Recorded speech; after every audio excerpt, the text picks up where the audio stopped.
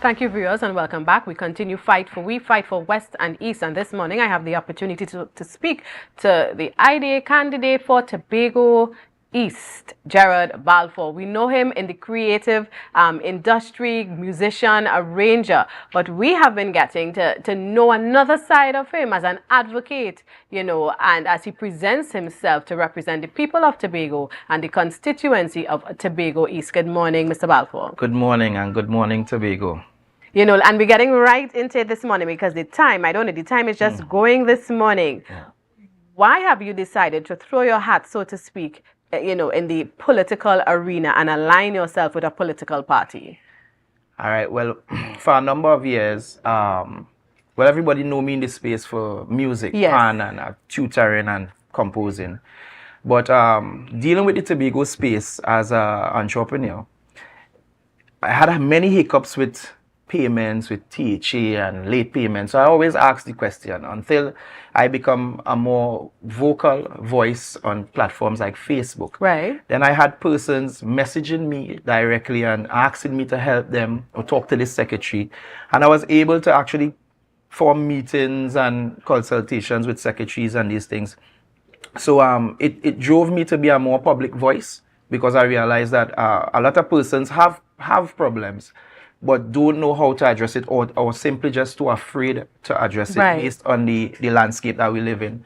So from advocating on Facebook, I realized that I get results from that, and I just find it purposeful that I put my voice in a place where it counts. It actually counts, such as in the House of Representatives. Mm-hmm.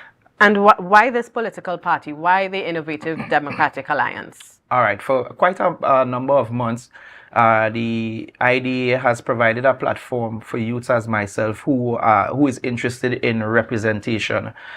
These platforms incorporated like seminars and workshops with people as Vanesh James and Botowari, those persons who I consider very, very intelligent persons on a national scale.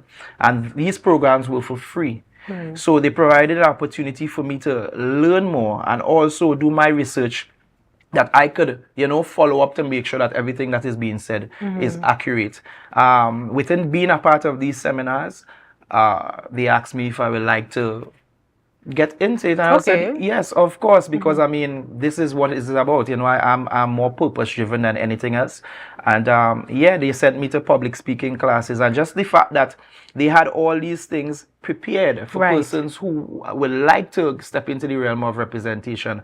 I think I owe it to them to represent them and also encourage other youths, not just to get into politics for politics' sake or for rank sake. There are platforms that actually offers the education, you understand, for you to know more as to why and the know-how in going forward. And as you mentioned, your youth, do you think when we look at the slate of candidates for Tobago, not just Tobago East, but even Tobago West, do you think your youth is an advantage or a disadvantage in this case? I wouldn't say it's a disadvantage or an advantage, because the election is somewhat unpredictable. But being a youth and being in the field that I am in, I could relate to much of the youths and the needs of the youths around this space right now. So there's somewhat of an advantage, but it still doesn't predict the outcome. Right. And do you think more young people, because you have youth groups, you have young people involved in politics, but in terms of stepping out like you did, and you mentioned the IDA provided that opportunity, do you think the other political entities are really serious about youth and actually provide this platform or this opportunity to not just, be a part of the youth group, say one or two things, but really to take that front runner position and represent? No, I don't. In my opinion, I don't think that the other parties are really focused on youth in terms of educating the youths. Okay. They are interested in using the youths, because when you look at the parties, a lot of them have popular persons a part of the family, and they use that as for influence, to lure persons to join the party or be in allegiance with the party. But in terms of educating the younger ones and having the required seminars that could help them elevate themselves, I don't think that is in place with the other parties. And how do you see the role of an MP. So here you are offering yourself to represent the people of Tobago East, and of course the goal is to become the Member of Parliament. How do you see that role and how do you fit into it? Well, I think the MP's responsibility is to echo the needs and the cries of the persons or the area that they represent. Also, in the Parliament is where a lot of budgetary allocations and discussions about laws are being made. And though we are a Twin Island Republic, we are two different people. Yes. You know, so a representative from Tobago is necessary to ensure that equity is being brought forward to the people of Tobago and whatever are their needs. We might have unique needs. So where there is laws that is being passed, an MP's role is to ensure that whatever law is created does not negatively affect Tobagonians, but works for Tobagonians just as it will work for Trinidad. So it's just to bring a form of balance that we can benefit also from national initiatives. And yeah, bringing these kind of amicable grounds that we could feel as equal on a national scale. Do you think Trinidad will ever consider Tobago as an equal? I think so. I think Tobago just need to step up on their part of the bargain in terms of, all right, for instance, we have the Tobago House of Assembly set up right now. And it's like, let me say Trinidad is Mommy.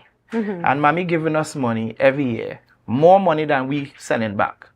We have divisions that is responsible for different things like agriculture, tourism, and all these things. And we employ persons, but yet we can't show no profits. So every year Mommy is giving us money and we just spending the money while we just paying. If you are doing that from your own pocket, as you have a business from your own pocket and you realize your business is not bringing forward profit, is either you will restructure your business or you will lay off workers, right? And it's just the right thing to do. So in terms of Trinidad, I think they will show us respect if we start to play our part and fulfill our national purpose, because we are still a Twin Island Republic. So we need to structure ourselves properly to show them our worth. Our worth is not just beaches and sand, nice sand and these kind of things. We have human resources working within sectors, and we also have the resources, the equipment to do things. So we just need to be a more productive society, and then I think the Trinidadians will definitely come on board and play their part.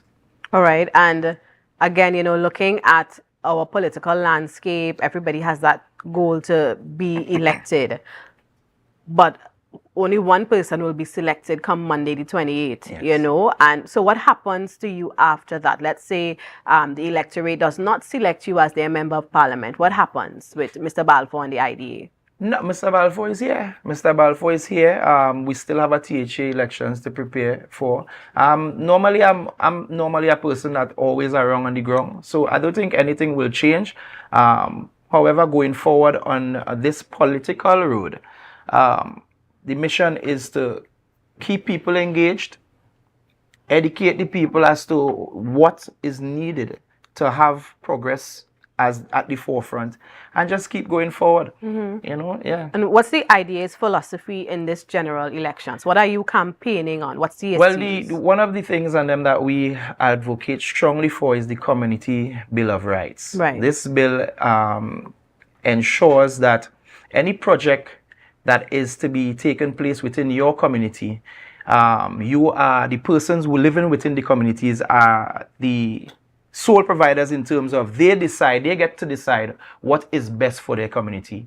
They also get to decide who is hired, because within the community, we must hire persons from within the community, empowering the community to take on whatever they see as a need. Because in Tobago, we have so many unique rivers, and different villages have something to offer. Right. And sometimes we have MPs or the government just come and just drop a building, barely employ people from the area that they drop the building there, and the building really serves no purpose. So when you have this kind of consultations with persons within a community, and they can tell you, well, here's where, you know, we have a real nice river, for example, you know, that we could beautify and make it into an ecotourism place, or we have a nice trail that we could make it into ABT riding, these things that could bring revenue. When we consult with the communities, then you will have a greater idea as to what they see as their needs that they can serve more of a national purpose, and add to the GDP. Right, and as you said that,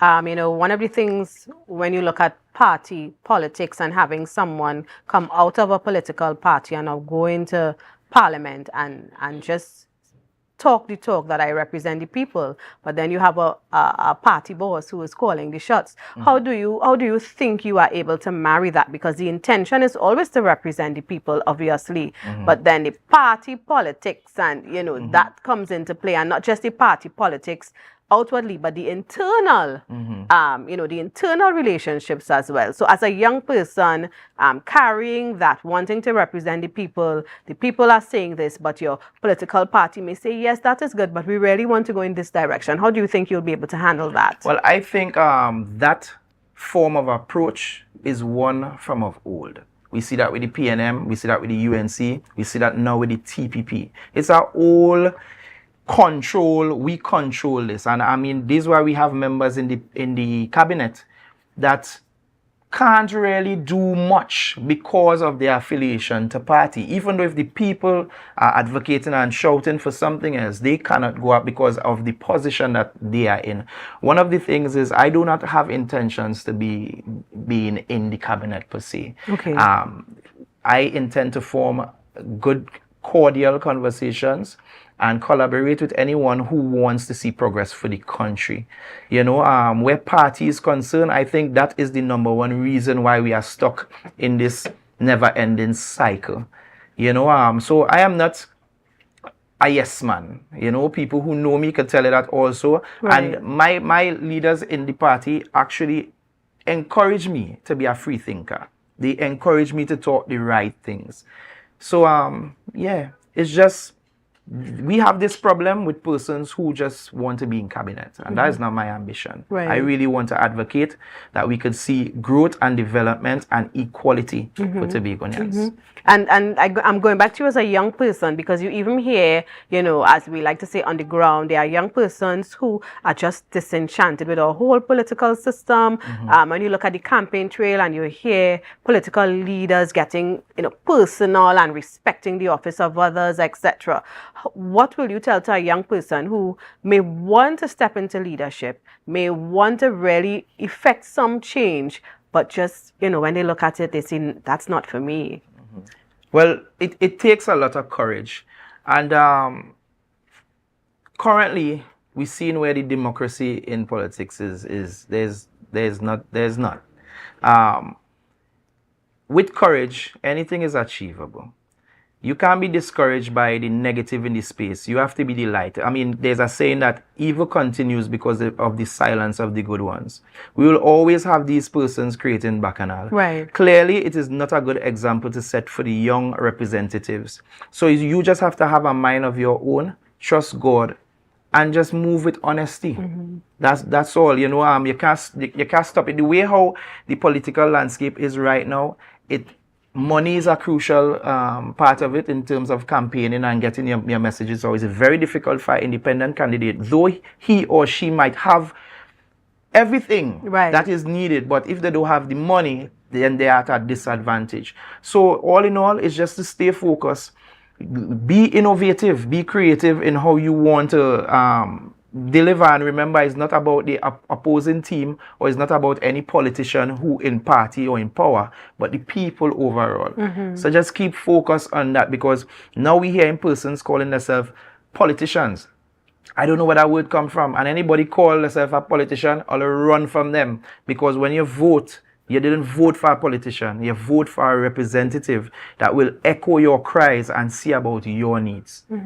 So what do you call yourself if you're not a politician? I'm a representative. Okay. I don't want to be tied to that word in no form or fashion. Right. Because your main focus or your goal should be to bring ease and to bring a future that is beneficial to all persons. It doesn't matter the party or the color or the race. The world is evolving.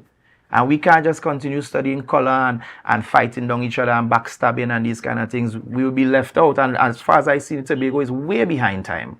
So in order to catch up, we need to put aside childish things, and focus on the real issues that could take us together to the place that we all want to see, that we can hand off our legacy to our children and be proud of it. Well, viewers, you've heard from the Tobago East candidate for the IDA, Mr. Gerard Balfour. You have heard him. I know you have listened well. And well, sir, we wish you all the best at the polls. And of course, we encourage everyone. Don't just stop when the campaigning is done, but continue to be an advocate for the people of Tobago. Yes. And when we come back from the break, viewers, we're talking to Gerard's colleague, the Tobago West representative for the IDA, Miss Kay Trotman. So stay tuned.